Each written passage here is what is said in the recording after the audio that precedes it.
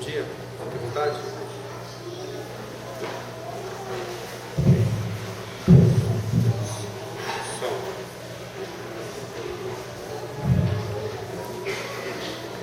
Salve.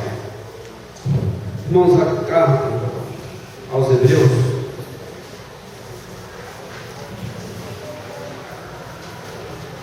leremos 3 versículos saltitados, mas prometo não comprometer a coerência da passagem. Hebreus 3, versículo 14, a carta aos Hebreus, capítulo 3, versículo 14, nos diz assim: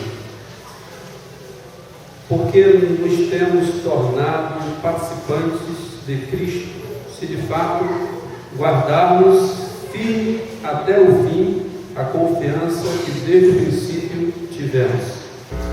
Vou repetir: porque nos temos tornado participantes de Cristo, se de fato guardarmos firme até o fim a confiança que desde o princípio tivemos.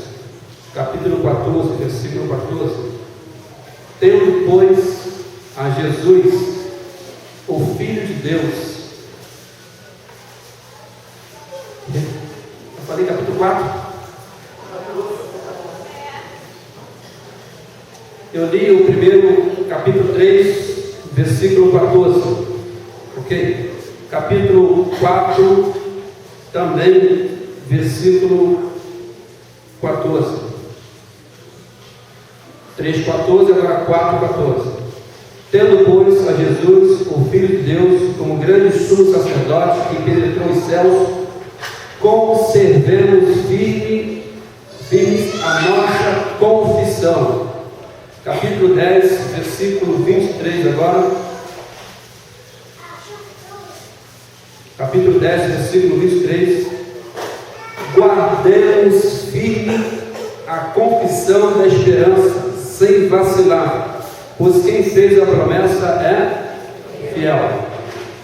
A partir da leitura desses versículos, ainda que de forma isolada, nós poderemos ter uma ideia da razão da carta.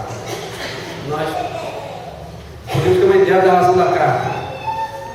Guardamos firmes até o fim a confiança, conservemos firme a confissão, guardemos firme a confissão da esperança.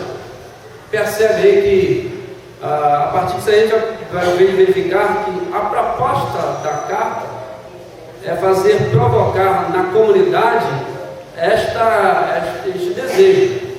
Preservem aquilo que vocês receberam há algum tempo atrás. Mantenham-se firmes em razão daquilo que falaram para vocês há muito tempo atrás. Não negocie a confissão que foi plantada de fé, foi plantada em vossos corações. Esses irmãos eram um grupo de cristãos de língua hebreia, que estavam o quê? Desejosos de retornarem ao judaísmo.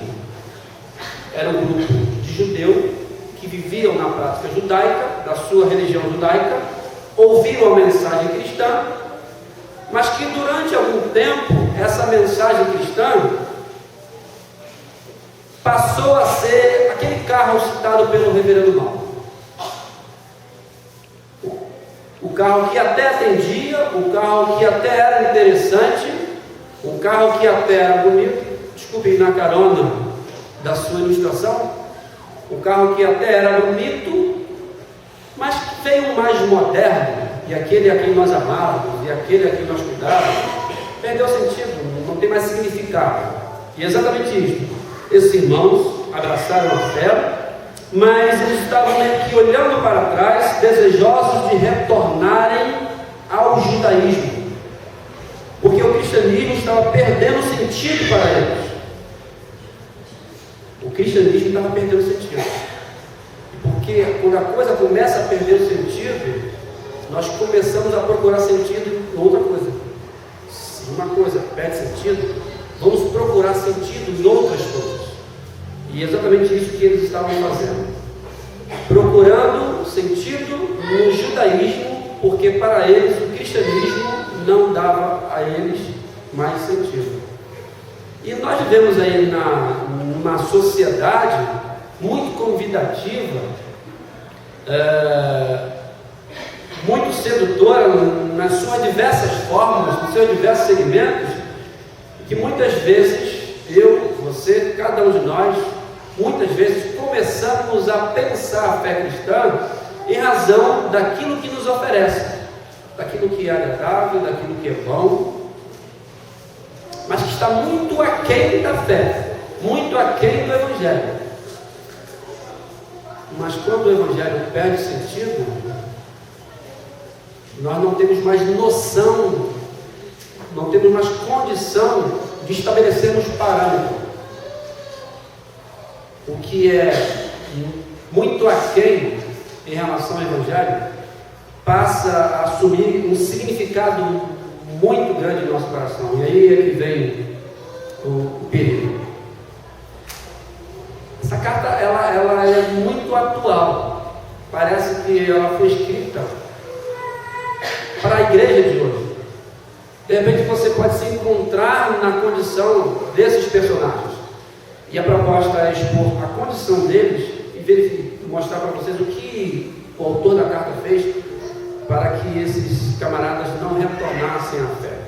O que Deus deseja provocar em nossos corações é a fim de que nós valorizemos mais uma vez aquele carro antigo e passemos a desejar andar nesse carro como andamos várias outras vezes e que sempre certamente fez muito sentido. O que Deus deseja fazer, provocar em nós, no sentido de fazer com que nós amemos cada dia mais o Evangelho, que é algo inegociável. Primeiro, vejam bem, ele mostra aqui qual era a condição espiritual dos leitores no passado. Hebreus capítulo 5, o que eles eram no passado, antes da carta. Hebreus capítulo 5 vai nos mostrar que eles não eram novos convertidos. Hebreus 5, versículo 12, nos diz assim: pois com efeito, quando deviam ser mestres, atendendo o tempo decorrido, tendes necessidade de que alguém vos ensine de novo quais são os princípios elementares dos oráculos de Deus. Ou seja, decorrido o tempo que vocês têm de fé, ou seja, não era um novo convertido, era alguém que caminhava já há um tempo. Nos primeiros dias da vida cristã, eles eram zelosos.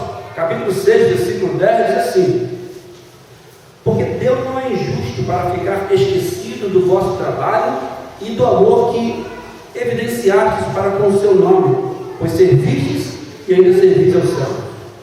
Capítulo 10, versículo 32, versículos 32 e 33 nos diz assim: lembrai-vos, porém, dos dias anteriores, em que depois de iluminados sustentastes grande luta e sofrimentos, ora expostos como espetáculos, dando de opróbrio como de tribulações, ora tornando-vos co-participantes como aqueles que desse modo foram tratados. Ou seja, vejam como vocês eram. Vocês suportavam as tribulações da vida, vocês perseveravam, vocês eram expostos a perigos e vocês eram filhos.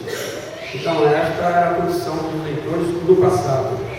E quais eram as condições desses irmãos quando a carta foi escrita? O versículo que lemos vai nos dizer, capítulo 5: eles não desenvolveram na fé. Pelo tempo que vocês têm de fé, capítulo 5, versículos 11 e 12, vocês já eram para ser mestres. Vocês eram para estar ensinando. Ainda que não em escola dominical, mas vocês já eram para ser alguém bem maduro a ponto de emitir ensino. Mas eles não estavam assim. Eles não desenvolveram na fé. Ou seja, eles cresceram no tempo de fé, mas não cresceu na maturidade na mesma proporção. Como consequência, eles tiveram um crescimento que, uma vez que não desenvolve, se torna o quê? Retardado. Retardatário. Quem não chega, quem não corre, se torna retardatário. Não desenvolve, se torna esse retardado. Cresce, né? Mas não desenvolve. O crescimento espiritual não vai na mesma proporção do crescimento do tempo de caminhada. Já deveria estar ensinando. Pelo contrário, não só não estão ensinando, como ainda sempre precisa ouvir os princípios elementares da fé.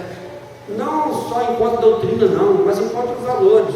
Coisas simples, ainda precisa ser falado, porque não desenvolve, não desenvolve, não desenvolve. Ok? Quais eram os sintomas em razão do não desenvolvimento da fé, em razão do crescimento retardado? Tudo tem sintoma. Primeiro, negligenciavam o culto. Capítulo 10, versículo 25, diz assim: não deixemos de congregarmos, como é costume de alguns. Façamos admoestações, tanto mais quanto vês que um dia se aproxima. Ou seja, se não cresço, se não desenvolvo, vai ter sintoma. O primeiro sintoma é o não desejo da participação das celebrações. A celebração perde significado. A liturgia passa a ser mais um papel, sem significado nenhum, tanto a chamada adoração, como a chamada confissão, como a proclamação da palavra. É sempre um rito interessante de domingo a domingo, mas se torna vazio. E quando se torna vazio, por que participar? Por isso o autor orienta: não deixemos de congregar como vocês estão fazendo. E também vem um enfraquecimento da fé. Capítulo 10, versículo 32. Lembrados, porém, dos dias anteriores, em que depois de iluminados, enfrentaram grandes lutas e sofrimento. Terceiro aqui, o outro sintoma: facilidade para dar ouvidos a novas doutrinas. Capítulo 3, versículo 9, no Gênesis 13, versículo 9, diz assim: não vos deixeis envolver por doutrinas várias e estranhas. Vejam os sintomas: não tenho vontade de ir ao culto, estou fragilizado na fé, e começo, por consequência, a dar ouvidos a outras doutrinas. Vão me levar facilmente, seja a doutrina de uma outra religião, ou seja a filosofia da própria vida aí. Vão me levar porque eu não tenho mais parâmetro, eu não tenho mais o escudo da fé, eu não tenho mais nenhuma proteção, eu estou totalmente vulnerável. Tudo isso porque eu não encontro mais significado no cristianismo. Não que o cristianismo não tenha mais significado. A razão não está no cristianismo. A razão sempre está em nós. Porque o cristianismo, ele é perfeito em essência. Ele é suficiente em essência. Mas a razão está em nós. E qual é o perigo? O perigo é a apostasia. Eles estavam na iminência de retornar à fé cristã, pois numa relação inversamente proporcional crescia neles a paixão pela religião judaica. Ok? Então, se não cresce a paixão pelo Evangelho, uma outra paixão vai crescer em nós. E aí vem o perigo. E coisa interessante aqui, esses irmãos, quais eram os pontos conflitantes que esses irmãos viviam? Eles tinham algumas dificuldades. A invalidação de uma religião antiga, como o judaísmo, para abraçar uma religião nova, como o cristianismo. Rejeitar ou deixar de lado os ensinos de Moisés, o grande líder do Sinai, para abraçar os ensinos do Cristo, o carpinteiro pobre, e que foi morto. A aceitação do Messias crucificado como maldito, quando o Messias seria aquele que vinha num cavalo, uma posição de grande guerreiro. Eles começaram a fazer esse paralelo. E não são poucas as vezes que a gente começa a fazer alguns paralelos. Até que ponto vale a pena deixar isso que a vida me apresenta, rejeitar, deixar de usufruir de algumas coisas em nome da fé, né? Sempre pratiquei isso. Isso é muito comum, aquilo é muito comum, é tradicional. Enfim, nós começamos a fazer algumas ponderações. Bem, coisa simples, o que foi exposto aqui. Uma comunidade que abraçou a fé, mas durante o tempo percebeu que a fé não faz mais sentido. O autor procura mostrar as causas e as consequências disso aqui. O autor vai finalizar a dinâmica da carta, distribuindo aqui a orientação. O que o autor fez para resolver isso? O que Deus propõe para cada um de nós aqui? Olha só, primeiro, o autor fez uma apologia, uma defesa da fé cristã. Se vocês forem verificar aqui, em diversas passagens, a ênfase do autor é fazer uma apologia à defesa da fé cristã em relação à fé judaica. Jesus é melhor que os profetas. Eu sei que vocês amam e respeitam os profetas, mas Jesus é melhor que os profetas, capítulo 1, versículos de 1 a 3, porque Jesus é o profeta por excelência. Jesus é melhor que Moisés. Eu sei que Moisés foi aquele que nos deu pão no Sinai, no deserto, melhor dizendo, mas Jesus foi aquele que nos deu pão da vida eterna, o pão que nos alimenta para todo sempre. Jesus é melhor que Moisés. Jesus é superior aos anjos. Eu sei que os anjos protegem, mas os anjos são tão somente servos daqueles que hão de herdar a vida eterna. Jesus é superior aos anjos. Não fiquem cultuando os anjos. Ele pegou o elemento judaico e procurou mostrar, a despeito da beleza dos elementos judaicos, Jesus é superior a tudo. Jesus oferece o melhor sacrifício. Jesus oferece um sacrifício perfeito para todo sempre. Jesus é superior a qualquer sacerdote. Ele é o próprio sacrifício, ele é o próprio sacerdote. Jesus é melhor que tudo. Jesus é melhor que tudo. O cristianismo é melhor que tudo. Não existe paralelo. Não podemos titubear. Ainda que sedutora seja a vida aí fora, mas Jesus é melhor que tudo, porque a vida aí fora perde sentido sem aquele que é a razão da vida, ou sem aquele que é a própria vida. Jesus é melhor que tudo. Que pensemos como pensou o apóstolo Pedro. Depois de Jesus proferir um discurso pesado, que a multidão foi se dispersando, e a fala do Cristo foi: vocês querem ir também? Fiquem à vontade. E Pedro não escolheu. Para onde iremos nós? Só tu tens palavra de vida eterna. A nossa oração é que Deus aqueça isso em nossos corações.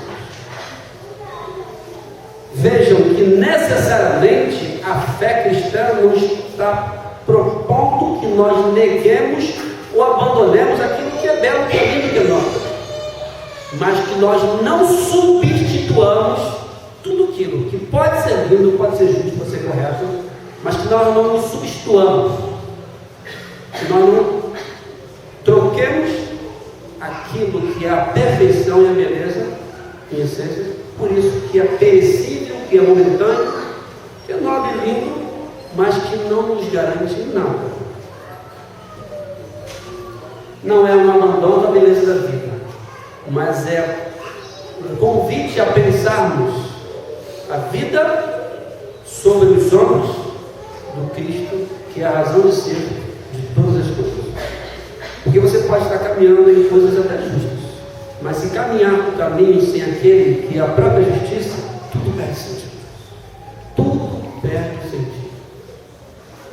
A primeira advertência foi essa. A primeira maneira como o autor tratou isso, essa questão de provar que Jesus Cristo é superior a tudo. Não existe nada em nossas vidas que possa ser superior à expressão máxima do amor de Deus, a saber, Jesus Cristo. A segunda coisa, no primeiro momento ele fala do amor. No segundo momento ele fala de uma sentença. A segunda coisa que nos divertiu foi quanto às consequências da apostasia. Vejam o capítulo 2 de Hebreus. Capítulo 2, versículos de 1 a 4.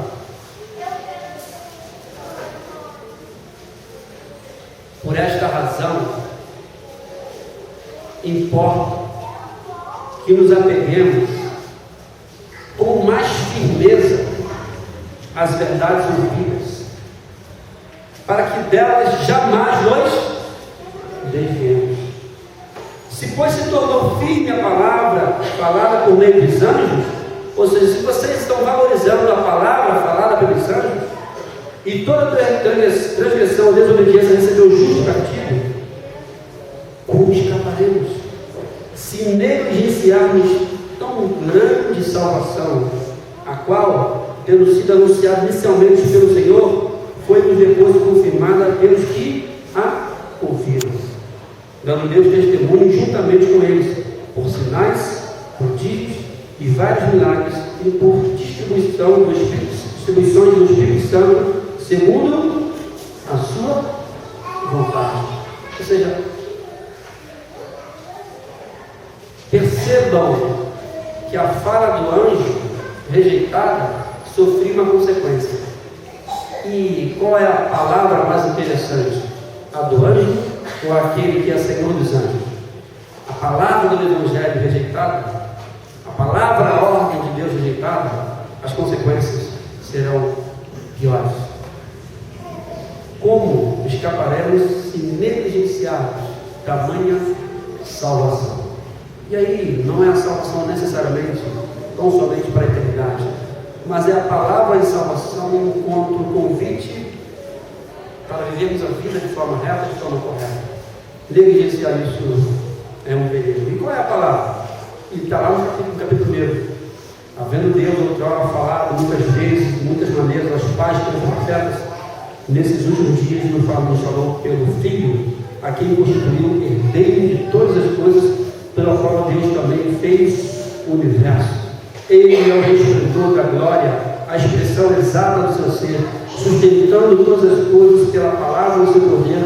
Depois de ter feito a purificação dos pecados, assentou-se à direita da majestade nas alturas, tendo se tornado tão superior aos anjos, quanto herdou mais excelente nome do que eles.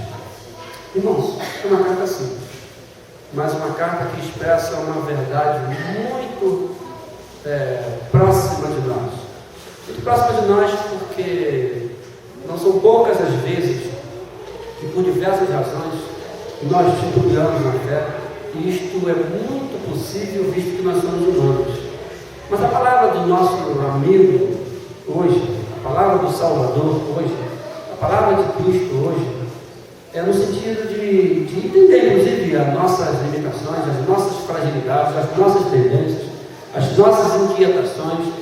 Ele não está dizendo da impossibilidade de sentirmos o que sentimos, de pensarmos o que pensamos, de desejarmos o que desejamos. Não, ele está dizendo que tudo isso vai passar em nossos corações, passa em nosso coração, tudo isso muitas vezes é plantado em nossos corações. Contudo, entretanto, ele nos convida hoje a pensarmos com mais firmeza quanto à necessidade de ainda assim valorizarmos aquilo que Deus nos oferece em Cristo Jesus e rejeitarmos aquilo que, ainda que belo seja, mas nos afasta do caminho do Senhor, nos fere, nos faz chorar, entristece o nosso espírito, e porque entristece o nosso espírito, entristece, por consequência, o Espírito de Deus. Pense nisso. Você que de repente está pensando em dar uma olhadinha para trás, retornar à sua caminhada passada, sendo seduzido por algumas coisas, valorize mais uma vez aquele carro antigo, citado pelo pastor Paulo. Dê mais uma voltinha no carro. Dê mais uma voltinha no carro. Ligue aí o ar-condicionado sim, põe aquela música antiga que você ouvia no carro. Dê um passeio nesse carro, porque esse carro precisa e deve ser valorizado. Porque aquilo que nós amamos não pode perder o significado, ainda que venha outra coisa teoricamente coisa do ponto de vista humano mais sedutora, mas aquilo que foi plantado em nossos corações nunca pode, deve ser negociado. Porque o que foi plantado em nossos corações foi exatamente o Evangelho. E o Evangelho é a razão de ser de nossas vidas. Que Ele mesmo nos guarde, nos proteja, nos capacite e nos dê força para continuarmos caminhando